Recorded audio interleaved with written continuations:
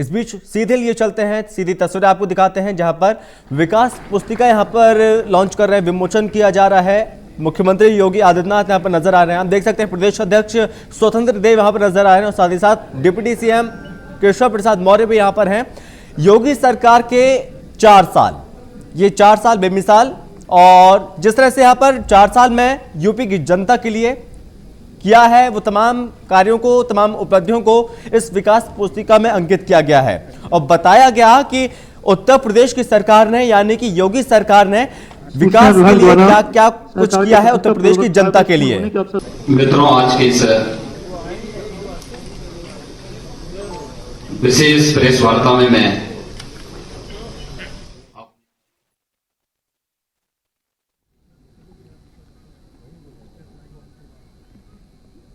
उप मुख्यमंत्री द्वय श्री केशव प्रसाद मौर्य जी, डॉक्टर दिनेश शर्मा जी, संगठन के प्रदेश के अध्यक्ष माननीय श्री स्वतंत्र देव सिंह जी, प्रदेश के हमारे वरिष्ठ मंत्री वित्त, चिकित्सा, शिक्षा और संसदीय कार्य मंत्री श्री सुरेश खन्ना जी की ओर से, अपनी इस पूरी टीम की ओर से आप सबका हृदय से स्वागत करता हूं। पूरे प्रदेश वासियों को आदरणीय प्रधानमंत्री जी के मार्गदर्शन में, उनके निर्देशन में रिफॉर्म, परफॉर्म और ट्रांसफॉर्म के इस मंत्र का एक मूर्त रूप उत्तर प्रदेश को देने के लिए, उत्तर प्रदेश में हुए व्यापक परिवर्तन के लिए उत्तर प्रदेश के 24 करोड़ जनता का अभिनंदन करते हुए उन्हें हृदय से बधाई देता हूं। मुझे हार्दिक संतुष्टि की अनुभूति है कि उत्तर प्रदेश में ठीक आज ही के दिन 4 वर्ष पहले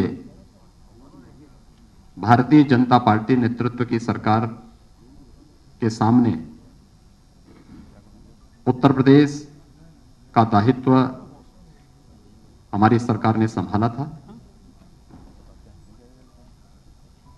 और पिछले 4 वर्षों के दौरान आदरणीय प्रधानमंत्री जी के मार्गदर्शन में उस समय के राष्ट्रीय अध्यक्ष और राज्य के गृह मंत्री माननीय अमित शाह जी, भारतीय जनता पार्टी के केंद्रीय नेतृत्व और प्रदेश संगठन के पदाधिकारियों और मंत्रिमंडल के अपने सभी सहयोगियों की मदद से हम लोगों ने प्रदेश के अंदर जो परिवर्तन किया है, आज मैं विश्वास के साथ कह सकता हूं कि इस परिवर्तन ने उत्तर प्रदेश को एक नई पहचान दी है। आज उत्तर प्रदेश बीमारू राज्य की श्रेणी से उभर करके देश की सबसे बड़ी अर्थव्यवस्था के रूप में उभरा है। जिस उत्तर प्रदेश की आबादी सर्वाधिक थी, लेकिन जब अर्थव्यवस्था की बात आती थी या प्रदेश में निवेश की संभावनाओं की बात आती थी, निवेश अनुकूल वातावरण से जुड़े हुए मुद्दों की बात आती थी, या उत्तर प्रदेश के प्रति व्यक्ति आय की बात आती थी, तो इसमें हम लोग प्रथम 3 स्थानों में कहीं नहीं टिकते थे। यही नहीं, प्रदेश के अंदर बेरोजगारी की दर, आबादी अधिक थी तो बेरोजगारी की दर भी उतनी ही अधिक होगी। लेकिन मुझे बताते हुए प्रसन्नता की अनुभूति है कि आज उत्तर प्रदेश निवेश अनुकूल वातावरण बनाने में पूरी तरह सफल रहा। ईज ऑफ डूइंग बिजनेस में, यानी व्यवसाय की सुगमता में, आज उत्तर प्रदेश देश के अंदर 15-16 में जो रैंकिंग हमारी 14वें स्थान की थी, आज वह 2रे स्थान पर है। देश की 2015-16 में उत्तर प्रदेश की जो अर्थव्यवस्था 5वें-6ठे स्थान पर थी, आज वह दूसरी अर्थव्यवस्था के रूप में देश में उभरा है और प्रति व्यक्ति आय भी उत्तर प्रदेश में हम लोगों ने इस दौरान जो प्रयास प्रारंभ किए, रोजगार की व्यापक संभावनाओं को आगे बढ़ाया है। प्रदेश के अंदर हर एक सेक्टर में इंफ्रास्ट्रक्चर के लिए, लोक कल्याण के लिए, एमएसएमई या एग्रीकल्चर के फील्ड में जो कार्य हुए हैं, इसके बहुत सार्थक परिणाम सामने आए हैं। और इसका परिणाम है कि आज प्रति व्यक्ति आय भी दुगने से अधिक उत्तर प्रदेश के अंदर मात्र 4 वर्ष के अंदर देखने को मिली है। ये जो यात्रा है 4 वर्षों की, ये उत्तर प्रदेश के ओवरऑल परसेप्शन को बदल करके उत्तर प्रदेश के बारे में देश और दुनिया के सामने एक सकारात्मक माहौल देखने को मिला है। इस सकारात्मक माहौल को बनाने में आदरणीय प्रधानमंत्री जी का मार्गदर्शन, मेरी टीम के सभी सहयोगियों के परिश्रम और प्रदेश की जनता ने जनप्रतिनिधियों के साथ मिलकर के जो फील्ड में रहकर के प्रशासनिक टीम के साथ मिलकर के कार्य किया है, एक टीम वर्क जो हर एक क्षेत्र में देखने को, करने को प्राप्त हुए हैं, आज उसका परिणाम है कि उत्तर प्रदेश देश के अंदर नए भारत के, नए उत्तर प्रदेश के रूप में उभरा है। मित्रों, ये वही उत्तर प्रदेश है जिस उत्तर प्रदेश में आज से 4 वर्ष पहले तक केंद्र की किसी भी योजना में उसका कहीं कोई स्थान नहीं होता था। ये सभी योजनाएं आम नागरिक के जीवन में व्यापक परिवर्तन का कारक बनी है। उस समय भी बन सकती थी। याद करिए 2014 में जब प्रधानमंत्री मोदी जी ने देश के प्रधानमंत्री के रूप में शपथ ग्रहण किया था और उसके उपरांत एक एक करके जो योजनाएं देश के अंदर लागू हुई, उन योजनाओं को समयबद्ध ढंग से तत्कालीन सरकार ईमानदारी के साथ उत्तर प्रदेश के अंदर लागू करती, बहुत बड़ा परिवर्तन उस समय किया जा सकता था। सरकारों ने रुचि नहीं ली या उससे पहले उस प्रकार की सोच नहीं थी। केंद्र सरकार के साथ मिलकर के राज्य ने जो उपलब्धियां हासिल की, उसका परिणाम है कि आज हम लोग प्रधानमंत्री आवास योजना में देश के अंदर, चाहे वह ग्रामीण क्षेत्र हो या शहरी क्षेत्र की, प्रधानमंत्री आवास योजना में उत्तर प्रदेश नंबर 1 स्थान पर है। स्वच्छ भारत मिशन जो देश के अंदर दुनिया का सबसे बड़ा एक अभियान था, जिसने प्रत्येक नागरिक के जीवन में व्यापक परिवर्तन करने के साथ ही नारी गरिमा का भी जो प्रतीक बना, इसने व्यापक परिवर्तन का कारण, सबसे बड़ी चुनौती इस मार्ग में उत्तर प्रदेश था। उत्तर प्रदेश ने 2017 से जो कार्य प्रारंभ किया, 2,61,00,000 से अधिक शौचालयों का निर्माण करके देश के अंदर प्रथम स्थान भी प्राप्त किया। केंद्र सरकार की वे सभी योजनाएं, प्रधानमंत्री उज्ज्वला योजना, प्रधानमंत्री सौभाग्य योजना, प्रधानमंत्री उजाला योजना, प्रधानमंत्री किसान सम्मान की योजना, यानी इससे जुड़ी हुई जितनी भी योजनाएं थी, इन सभी योजनाओं में उत्तर प्रदेश जहां पहले बहुत पीछे हुआ करता था, किसी में 23वें नंबर पर, किसी में 27वें नंबर पर, आज उन सब में उत्तर प्रदेश अपनी एक बेहतरीन कार्य पद्धति के कारण पहले स्थान पर है। तो खाद्यान्न उत्पादन में भी उत्तर प्रदेश ने इस दौरान बेहतर प्रदर्शन किया है। हम लोगों ने इस दौरान प्रदेश के अंदर किसानों के हितों के लिए जो कार्य प्रारंभ किए, हम सब जानते हैं कि देश के अंदर किसान राजनीति के एजेंडे का हिस्सा ईमानदारी के साथ 2014 के बाद बना, जब सॉइल हेल्थ कार्ड, प्रधानमंत्री फसल बीमा योजना, प्रधानमंत्री कृषि सिंचाई की योजना जैसी योजनाएं लागू हुई। लेकिन लागत का 1.5 गुना एमएसपी किसान को मिले, कि 2018 में प्रधानमंत्री मोदी जी ने इसे देश के अंदर लागू किया। उत्तर प्रदेश में 2017 में हम लोगों ने प्रोक्योरमेंट की पॉलिसी लागू की। रिकॉर्ड मात्रा में खाद्यान्न का क्रय हमने सरकारी क्रय केंद्रों के माध्यम से करना प्रारंभ किया और मुझे बताते हुए प्रसन्नता है कि डीबीटी के माध्यम से केवल खाद्यान्न का 66,000 करोड़ रुपए से अधिक की राशि किसान के खाते में देने का कार्य इस दौरान सरकार ने किया। गन्ना किसानों के जीवन में कितना परिवर्तन हो सकता है, ये वही प्रदेश है जो कभी गन्ना उत्पादन में नंबर 1 पर था, लेकिन बीच के कालखंड में चीनी मिलों को अपने स्वार्थ के लिए बंद करना, औने पौने दाम पर बेचने की जो प्रक्रिया प्रारंभ हुई, गन्ना किसानों का 8-8, 10-10 वर्षों से गन्ना मूल्य का भुगतान नहीं हो पा रहा था।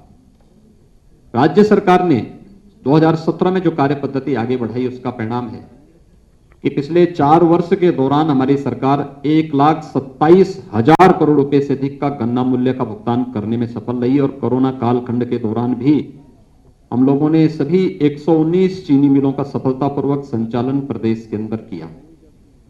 ये वे कार्य हैं जिसके माध्यम से प्रदेश सरकार व्यापक परिवर्तन करने में प्रदेश के अंदर सफल रही और उसका परिणाम हर एक क्षेत्र में देखने को प्राप्त हुआ। प्रदेश के अंदर चाहे वह ई प्रोसिक्यूशन प्रणाली में प्रदेश ने देश के अंदर प्रथम स्थान प्राप्त करने का रहा हो, या फिर अन्य हर एक फील्ड में वे व्यापक परिवर्तन करके दिखाए हैं। प्रदेश के अंदर पिछले 4 वर्षों की हमारी उपलब्धियों में यह भी है कि पिछले 4 वर्ष के दौरान ये वही उत्तर प्रदेश है जिसमें कोई पर्व और त्योहार शांतिपूर्ण तरीके से नहीं मनाया जा सकता था। आज मैं इस बात को बड़े हर्ष और गौरव के साथ कह सकता हूं कि विगत 4 वर्ष में सभी पर्व और त्योहार बहुत शांतिपूर्ण तरीके से प्रदेश के अंदर संपन्न हुए। और यही नहीं, 4 वर्ष में प्रदेश के अंदर कोई दंगा भी नहीं हुआ, बल्कि प्रदेश सरकार ने पेशेवर अपराधी और माफियाओं के खिलाफ, प्रदेश में शांति भंग करने वाले तत्वों के खिलाफ जो कार्रवाई की वो देश के अंदर एक मानक भी बनी और उसके परिणाम देश के अंदर भी और हर एक तबके ने उसको बहुत सकारात्मक भाव के साथ लिया। और आज उसका परिणाम है कि प्रदेश के बारे में लोगों के मन में एक धारणा बदली। आज प्रदेश व्यापक निवेश की उन संभावना का एक सबसे अच्छे गंतव्य के रूप में बना है, जहां पर पहले कोई आना नहीं चाहता था, असुरक्षा का भाव था, दंगों के कारण संपत्ति की क्षति का भय होता था। आज उसे इस बात का भय नहीं है। आज हर एक देश और दुनिया का निवेशक का पहला निवेश का सबसे अच्छा गंतव्य कोई दिखाई देता है तो उत्तर प्रदेश उसका सबसे अच्छा गंतव्य है। पुलिस रिफॉर्म के मामले में भी हम लोगों ने इस दौरान अच्छे काम किए। वर्षों से जो मांग होती थी पुलिस कमिश्नरी सिस्टम की, वह हम लोग प्रदेश के अंदर लागू करने में सफल हुए। प्रदेश की राजधानी लखनऊ और गौतम बुद्ध नगर पुलिस कमिश्नरेट सिस्टम से जुड़ा है। पुलिस के अंदर रिफॉर्म की अन्य जो प्रक्रिया होनी थी, या वहां पर पुलिस कर्मियों के लिए बुनियादी सुविधाओं के लिए, चाहे वह पुलिस लाइन में पुलिस बैरक की स्थापना या पीएससी के जर्जर आवासों के स्थान पर उनको अच्छे आवासीय बैरक के निर्माण की कार्रवाई हो, पुलिस थानों में बुनियादी सुविधाओं की आवश्यकता का हो, ये कार्य सफलतापूर्वक संपन्न किए गए। हर एक थाने में 1535 थाने, 350 तहसीलों में महिला हेल्प डेस्क की स्थापना करने के साथ ही प्रदेश के अंदर यह भी प्रयास प्रारंभ किए गए कि जो जर्जर थाने थे वहां पे नए भवनों का निर्माण हो, जिनका क्षेत्रफल ज्यादा था। इस दौरान हम लोगों ने कुछ नए थानों की स्थापना भी प्रदेश के अंदर 59 नए थाने, 29 नई चौकियां, 4 नए महिला थाना, आर्थिक अपराध शाखा के 4 थाने, विजिलेंस के 10 थाने, साइबर क्राइम के 16 थाने और फायर टेंडर के 59 यानी 59 नए केंद्रों की स्थापना भी प्रदेश के अंदर इस दौरान करने में हमें सफलता प्राप्त हुई। अपराध की प्रकृति बदलने के साथ ही प्रदेश के अंदर उस दिशा में नए प्रयास भी प्रारंभ हुए। खासतौर पर 18 जो हमारे रेंज हैं, इन सभी 18 रेंज में नई विधि विज्ञान प्रयोगशालाओं की स्थापना की कार्रवाई को भी प्रदेश सरकार ने तेजी के साथ आगे बढ़ाने का कार्य किया। और जो एक प्रदेश के अंदर जीरो टॉलरेंस की नीति अपराध और अपराधियों के प्रति प्रदेश सरकार की रही है, उसका परिणाम रहा है कि 16-17 की तुलना में अगर हम प्रदेश के अंदर कानून व्यवस्था से उसकी तुलना करें या सुरक्षा के मामले में देखें तो डकैती में 65.72%, लूट में 66.15%, हत्या में 19.80%, बलवा में 40.20%, बलात्कार की घटनाओं में 45.43% की कमी भी देखने को मिली है। प्रदेश ने इस दौरान तमाम अन्य कार्यक्रम, महिला सुरक्षा के बारे में जो मैंने पहले महिला हेल्प डेस्क की बात की, इसके अलावा 18 जो हमारे पुलिस परिक्षेत्रीय कार्यालय हैं वहां पर महिला साइबर क्राइम सेल की स्थापना, 18 परिक्षेत्र जनपदों में थाने के समकक्ष एक महिला पुलिस चौकी परामर्श केंद्रों की स्थापना भी इस दौरान यहां पर संपन्न की गई। प्रदेश के अंदर कृषि विज्ञान केंद्र, किसानों को आधुनिक तकनीक के साथ जोड़ने के लिए 20 नए कृषि विज्ञान केंद्रों की स्थापना प्रदेश के अंदर इस दौरान स्थापित की गई। प्रधानमंत्री कृषि सिंचाई योजना के माध्यम से प्रदेश के अंदर वर्षों से लंबित यानी दशकों से लंबित जो कृषि की सिंचाई की परियोजनाएं थी, बाणसागर की परियोजना 4.5 दशक से लंबित पड़ी हुई थी। सरकार आने के बाद इस प्रकार की इन सभी परियोजनाओं को पूरा किया गया। 11 सिंचाई की परियोजनाएं अब तक प्रदेश के अंदर जो दशकों से वर्षों से लंबित पड़ी हुई थी उन्हें पूरा करने में हमें सफलता प्राप्त हुई, जिसके कारण प्रदेश के अंदर 2.21 लाख हेक्टेयर अतिरिक्त सिंचाई की सुविधा उपलब्ध हुई और 2,33,000 से अधिक किसान इससे लाभान्वित हुए। इस वर्ष के अंत तक हम लोग लगभग 9 अन्य सिंचाई की परियोजनाओं को पूरा करने के लक्ष्य के साथ कार्य कर रहे हैं, जो प्रदेश के अंदर लगभग 16.5 लाख हेक्टेयर भूमि को अतिरिक्त सिंचन की सुविधा जिसके माध्यम से प्राप्त होने जा रही है और इसके माध्यम से 40,48,000 से अधिक किसान परिवार सीधे सीधे लाभान्वित होने जा रहे हैं।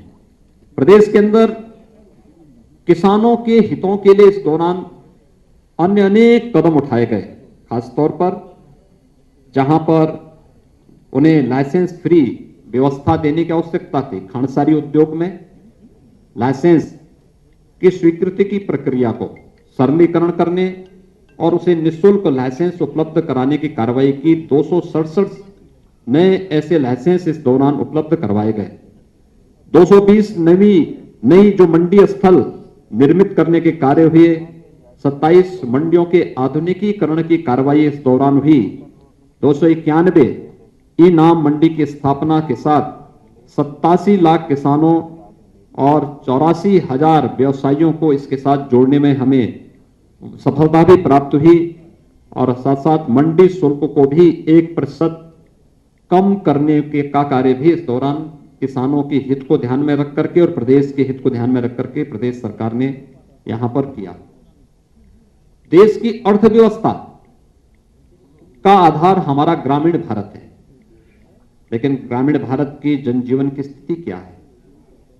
आखिर यहां पर आप बैठे हुए सभी महानुभावों से मैं बहुत उसके साथ कहना चाहूंगा कि यह देश 1947 में आजाद हुआ। 2017 में जब प्रदेश के अंदर हमारी सरकार आई थी, तब प्रदेश में कई दर्जन गांव ऐसे थे जिन्होंने आजादी के बाद शासन की किसी भी सुविधा का उपभोग नहीं किया था। न वहां सड़क थी, न बिजली थी, न पानी था, न स्कूल की सुविधा थी, न स्वास्थ्य की सुविधा थी। यहां तक कि उन लोगों को वोटिंग का राइट भी नहीं था। देश की संसद के द्वारा कानून पास किए जाने के बावजूद राज्य सरकार की इच्छा शक्ति का अभाव उन लोगों को शासकीय सुविधा से वंचित किए हुए थी। और आज मुझे बताते हुए प्रसन्नता है कि प्रदेश के अंदर वन्य गांवों को राजस्व गांव के रूप में बदलने, शासन की सभी प्रकार की बुनियादी सुविधाओं से आच्छादित करने में हमें सफलता प्राप्त हुई। मुसहर गांवों में बुनियादी सुविधाएं उपलब्ध कराने, अनुसूचित जनजाति के थारू, कोल, बाहुल्य गांवों में भी सुविधाएं उपलब्ध कराने का कार्य और आवश्यकता पड़ी, क्योंकि एसईसीसी के सर्वे में पहले इन लोगों को आच्छादित नहीं किया गया था। कि 2011-12 के सर्वे में इन लोगों को उपेक्षित छोड़ दिया गया था। हमारी सरकार ने इन्हें विभिन्न योजनाओं से आच्छादित करने के साथ ही वहां पर आवासीय सुविधा के लिए मुख्यमंत्री आवास योजना लागू की। और आज मुझे बताते हुए प्रसन्नता है कि सभी मुसहर गांव, सभी बन्ने गांव, बनटांगिया गांव इन सुविधाओं से आच्छादित हो चुके हैं। और प्रदेश सरकार ने नई योजना के अंतर्गत थारू, कोल और सहरिया जैसी जातियों को भी अब इससे कवर करने की कार्रवाई को आगे बढ़ाने का कार्य किया। इस दौरान हम लोगों ने मुख्यमंत्री आवास योजना के माध्यम से प्रधानमंत्री आवास योजना के अतिरिक्त जो आवास उपलब्ध कराए गए, मुसहर जाति के 38,112, बनटांगिया गांव के 4,779, कुष्ठ रोगियों को 2,115 आवास उपलब्ध कराने में हम लोगों को इस दौरान मदद मिली और इन योजनाओं ने उनके जीवन में व्यापक परिवर्तन का कार्य भी किया। ग्रामीण क्षेत्र की अर्थव्यवस्था में कनेक्टिविटी का एक बड़ा योगदान है और प्रदेश के अंदर भी। आप याद करिए, जब 2017 में प्रदेश के अंदर सरकार आई थी तब प्रदेश के अंदर दो बातें बहुत साफ चलती थी, एक सड़क कनेक्टिविटी को लेकर के और दूसरा बिजली को लेकर के। ये मान्यता थी कि अगल बगल के सभी राज्यों में शाम के बाद बिजली चलती थी और जहां से अंधेरा शुरू होता था लोग मानते थे उत्तर प्रदेश की सीमा शुरू हो गई है। आज मैं कह सकता हूं उत्तर प्रदेश के अंदर विद्युत व्यवस्था को बेहतर करने में और बिना भेदभाव के शासन की योजना बिना भेदभाव की प्रत्येक नागरिक को मिलनी चाहिए और यह कार्य प्रदेश सरकार ने इस दौरान किया। हर जिला मुख्यालय को 24 घंटे, हर तहसील मुख्यालयों को 20 से 22 घंटे और ग्रामीण क्षेत्र में 16 से 18 घंटे की विद्युत की आपूर्ति करने के साथ ही 1,21,000 गांवों तक बिजली पहुंचाने का काम, यानी इंफ्रास्ट्रक्चर, नया इंफ्रास्ट्रक्चर खड़ा किया गया और 1,38,00,000 ग्रामीण परिवारों को निःशुल्क विद्युत कनेक्शन उपलब्ध करवाने में सरकार ने जहां सफलता प्राप्त की, वहीं साथ ही साथ इस दौरान कनेक्टिविटी को बेहतर किया गया। इंटर स्टेट कनेक्टिविटी, प्रदेश की सीमा नेपाल राष्ट्र से भी जुड़ी हुई है। बिहार, छत्तीसगढ़, झारखंड, मध्य प्रदेश, राजस्थान, उत्तराखंड, हरियाणा, उत्तराखंड और दिल्ली राज्यों से भी जुड़ी हुई है। इंटर स्टेट कनेक्टिविटी को भी बेहतर करने, 4 लेन की कनेक्टिविटी के साथ जोड़ने, हर जिला मुख्यालय को 4 लेन की कनेक्टिविटी के साथ जोड़ने, तहसील और विकासखंड मुख्यालयों को 2 लेन के साथ जोड़ने और ग्रामीण क्षेत्रों की सड़कों की भी सुदृढ़ीकरण का कार्य सफलतापूर्वक इस दौरान प्रदेश के अंदर करने में सफलता प्राप्त हुई।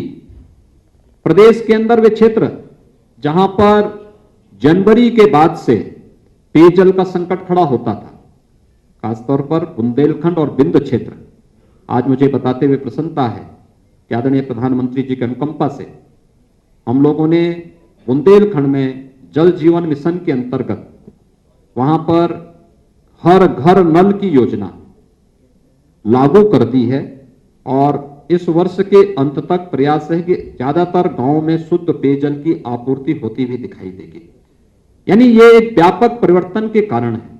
हमने खेत को भी पानी दिया, हर घर को भी शुद्ध पेयजल की आपूर्ति के साथ जोड़ने का कार्य किया जा रहा है और यह बुंदेलखंड क्षेत्र के साथ एक बुंदेलखंड और बिंद क्षेत्र में यह कार्य जहां प्रारंभ हो चुका है, वहीं प्रदेश के 30,000 अन्य राजस्व गांवों के लिए भी जल जीवन मिशन के अंतर्गत शुद्ध पेयजल की आपूर्ति के लिए डीपीआर की कार्रवाई अंतिम चरणों में चल रही है और बहुत शीघ्र इन 30,000 गांवों के लिए भी पेयजल की आपूर्ति की कार्रवाई जल जीवन मिशन के अंतर्गत लागू करने का कार्य प्रदेश सरकार करने जा रही है। ये केवल पेयजल की स्कीम लागना नहीं, 10 वर्षों तक वहां पर इस योजना को सफलतापूर्वक संचालन करने की जिम्मेदारी भी उस कार्यदायी संस्था को निभाना है, जो कार्यदायी संस्था इस स्कीम को वहां पे लागू करेगी और यह कार्य यहां पर हम लोग प्रदेश के अंदर सफलतापूर्वक लागू किए हैं। प्रदेश के अंदर निराश्रित 2 आश्रय स्थलों के लिए भी प्रदेश सरकार ने व्यापक कार्य योजना बनाकर उसे लागू किया। मुझे बताते हुए प्रसन्नता है कि हम लोगों ने इस संबंध में 3 स्कीम पहले से ही लागू की है, जिसमें निराश्रित गो आश्रय स्थल जो प्रदेश सरकार के द्वारा संचालित ग्रामीण और शहरी दोनों क्षेत्रों में संचालित हो रही है, जिसमें 5.5 लाख से अधिक गोवंश हमारे पास पहले से निराश्रित गो आश्रय स्थलों में है। दूसरी स्कीम हमारी इसमें है, जिसमें सहभागिता योजना के अंतर्गत अगर कोई किसान अपने घर में एक एयरटेग किए हुए गोवंश को रखता है, तो उस गोवंश को हम एक किसान परिवार को अधिक से अधिक 4 गोवंश तक उपलब्ध कराते हैं, तो वह किसान परिवार को हम लोग 900 रुपए प्रति गोवंश हर महीने भी उपलब्ध करवाते हैं। हर महीने इसका भौतिक सत्यापन भी होता है।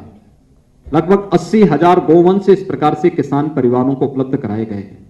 और मुझे बताते हुए प्रसन्नता है कि निराश्रित गौ आश्रय स्थलों से प्रदेश सरकार ने उन परिवारों को, जो कुपोषित परिवार हैं, उन कुपोषित परिवारों को एक एक दूध देने वाली गाय भी उपलब्ध कराया है, जिसमें गाय के साथ साथ 900 रुपये प्रति माह उन कुपोषित परिवारों को देने की योजना भी प्रदेश के अंदर लागू की गई है। और बहुत सारे कुपोषित परिवार इस योजना का लाभ ले रहे हैं, जिसमें गाय के साथ साथ 900 रुपये प्रति माह उस परिवार को उस सेवा के बदले मिल रहे हैं। सरकार ने यह भी निर्णय लिया है कि वह हर न्याय पंचायत स्तर पर निराश्रित गो आश्रय स्थलों की स्थापना के कार्य को युद्ध स्तर पर आगे बढ़ाएगी। एंटी भूमाफिया टास्क फोर्स ने प्रदेश के अंदर इस दौरान अच्छा काम किया। 60,62,000 से अधिक जो वाद थे उसका निस्तारण किया।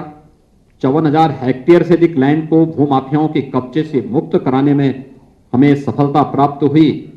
और ये भूमाफियाओं के कब्जे से छुड़ाई गई भूमि, ये हमारे लिए प्रदेश के अंदर निवेश के लिए एक लैंड बैंक का भी काम की। लेकिन साथ साथ यह उन गरीब परिवारों को, जिनके पास अभी तक अपना आवास बनाने के लिए कोई भूमि नहीं थी, उन्हें भूमि का पट्टा वहां पर उपलब्ध कराने में भी हमें मदद मिली। प्रधानमंत्री स्वामित्व योजना के माध्यम से प्रदेश के अंदर 2 लाख से अधिक भू स्वामियों को उनकी जिस जमीन पर उनका के कागजात भी उन्हें उपलब्ध कराने में सफलता प्राप्त हुई।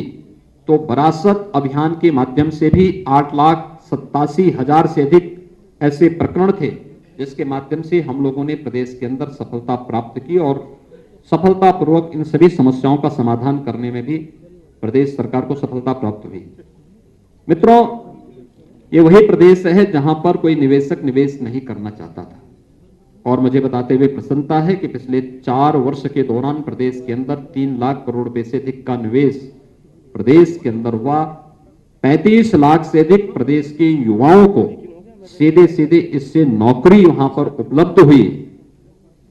ये प्रदेश के अंदर निवेश की उन संभावनाओं को आगे बढ़ाता दिखाता है, जो प्रदेश ने 2017 प्रदेश में सरकार आने के तत्काल बाद हम लोगों ने 21 अपनी सेक्टोरियल पॉलिसीज के माध्यम से जो कार्य प्रारंभ किए थे। निवेश मित्र पोर्टल, जिसमें हम लोगों ने 227 सेवाएं इसमें दी थी। और कोरोना कालखंड के अंदर हम लोगों ने एमएसएमई यूनिट के लिए एक नई नीति अपनी लागू की, जिसमें 72 घंटे के अंदर लाइसेंस स्वीकृति देने के साथ ही 1000 दिनों तक लाइसेंस फ्री व्यवस्था देने की व्यवस्था नहीं। 1000 दिवस के लिए किसी भी प्रकार का कोई निरीक्षण उस उद्योग के लिए नहीं होगा, बल्कि वह उद्योग लगाए 1000 दिन के अंदर अपना आवेदन करके फिर इस प्रक्रिया को आगे बढ़ा सकता है। और यह परिणाम रहा है कि आज प्रदेश के अंदर व्यापक पैमाने पर निवेश भी हुआ है, रोजगार की संभावनाएं भी आगे बढ़ी हैं। और खासतौर पर कोरोना कालखंड के अंदर जो चीजें देखने को मिली हैं, खास इस दौरान लगभग 56,000 करोड़ रुपए से अधिक का निवेश प्रदेश के अंदर हुआ है, जिसमें देश का पहला डिस्प्ले यूनिट उत्तर प्रदेश के अंदर लग रहा है। उत्तर भारत का पहला डाटा सेंटर पार्क भी उत्तर प्रदेश के अंदर ही स्थापित हो रहा है। और अन्य तमाम योजनाएं भी हम लोगों ने प्रदेश के अंदर इस दौरान लाने में सफलता प्राप्त हुई। खासतौर पर आइकिया का, जो फर्नीचर और हाउस होल्ड से जुड़ी हुई दुनिया की जो प्रख्यात कंपनी है, उसका निवेश भी इस दौरान उत्तर प्रदेश के अंदर देखने को मिला है। प्रदेश के अंदर इसके साथ ही हमारी परंपरागत उद्यम को प्रोत्साहित करने की एक जनपद एक उत्पाद की जो योजना है, आज वह देश और दुनिया के अंदर बहुत लोकप्रिय हुई है। इसने परंपरागत उद्यम को एक नई उड़ान दी है, एक नई पहचान दी है। इसने प्रदेश के एक्सपोर्ट को बढ़ाने में भी काफी मदद की है और आज इसका परिणाम है कि प्रदेश के अंदर जो हम लोगों ने इस क्षेत्र में कार्य प्रारंभ किए, उद्यम सारथी ऐप प्रदेश के अंदर लॉन्च किया गया। इसके माध्यम से विभिन्न रोजगार परक कार्यक्रमों को आगे बढ़ाने का कार्य बनाया गया और इसका परिणाम था कि प्रदेश के अंदर 50 लाख से अधिक नए एमएसएमई इकाइयों की स्थापना हुई।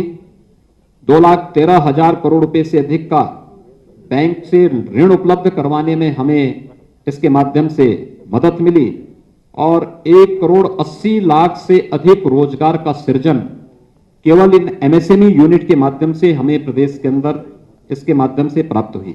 आत्मनिर्भर भारत पैकेज के अंतर्गत भी 12,91,000 इकाइयों को 42,700 करोड़ रुपए के ऋण उपलब्ध करवाने में कोरोना कालखंड के दौरान ही हमें मदद मिली और इसके माध्यम से प्रदेश में 1,14,000 करोड़ रुपए से अधिक के जो निर्यात की संभावनाओं को, यानी इसने हमारी निर्यात की संभावनाओं को आगे बढ़ाने का कार्य भी किया और प्रदेश के अंदर उन संभावनाओं को आगे बढ़ाया है जिसके लिए कभी प्रदेश जाना जाता था।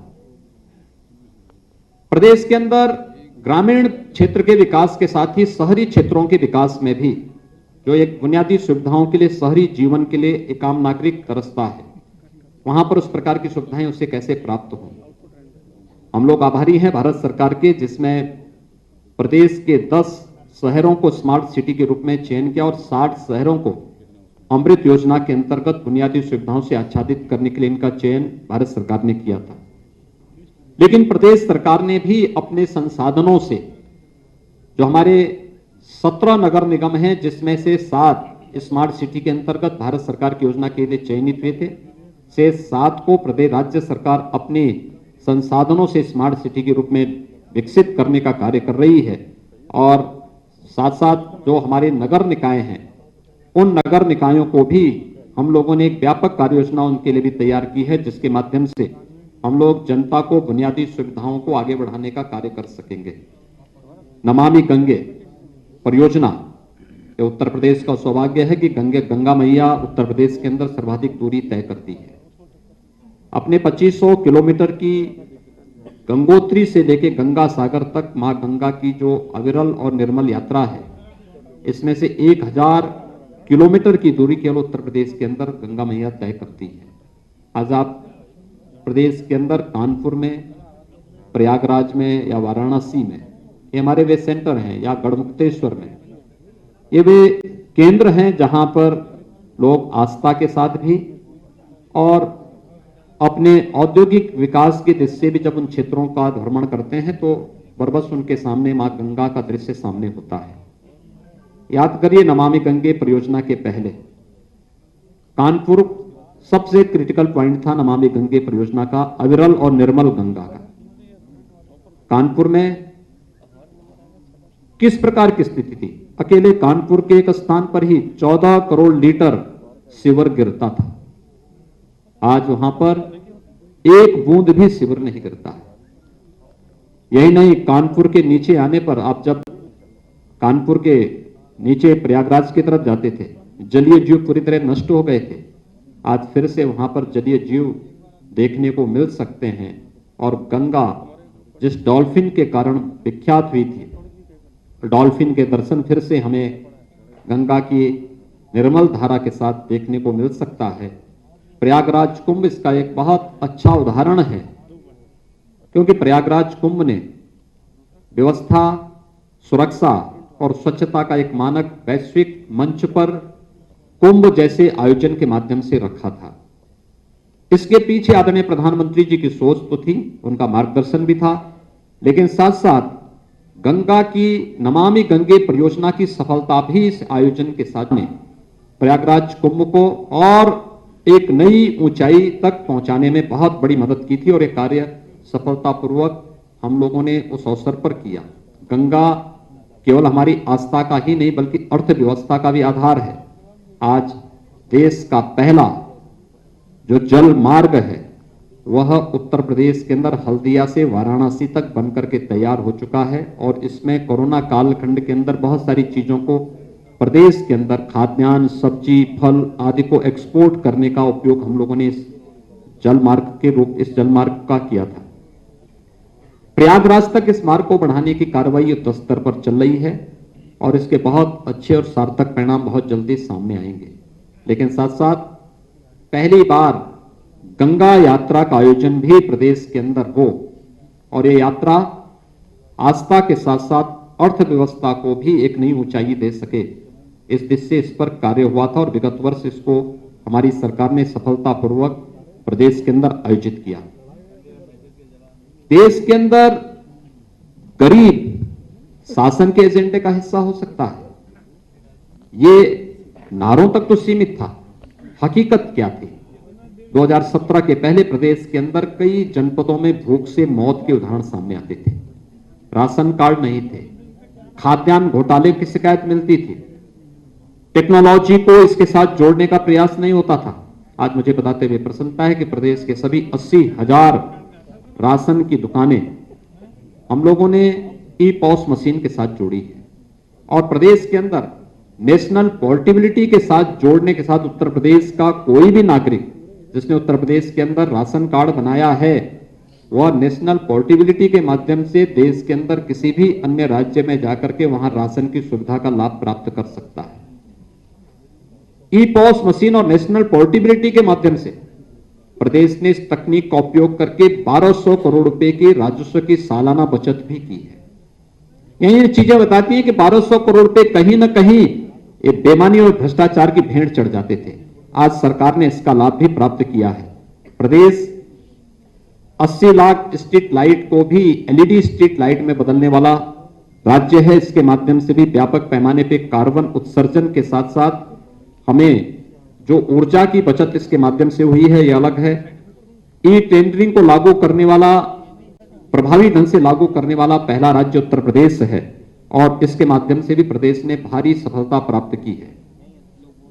जहां हर एक क्षेत्र में प्रदेश ने नई नई सफलताएं अर्जित की इन 4 वर्षों में शिक्षा के क्षेत्र में भी आमूलचूल परिवर्तन हुआ है।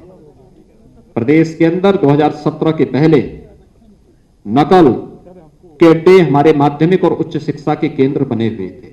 आज मुझे बताते हुए प्रसन्नता है कि प्रदेश के अंदर नकल विहीन परीक्षा का एक नया मानक खड़ा हुआ है।